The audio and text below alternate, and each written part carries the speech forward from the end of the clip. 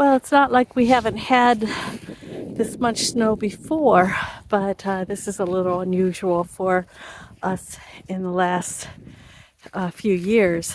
But wow, it's amazing. We came out here. Uh, let's see what time it is.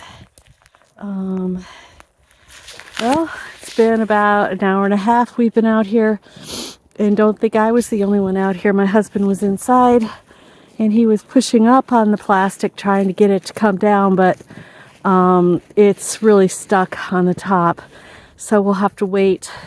At least we got the bulk of it off the sides, and so let's see if I can turn this around.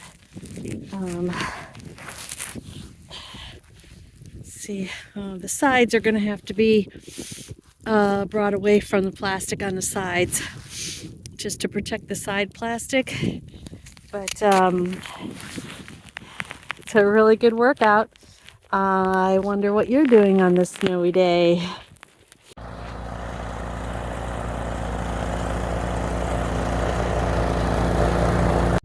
So what are you guys doing on this snowy day? You want to come over and help us shovel out?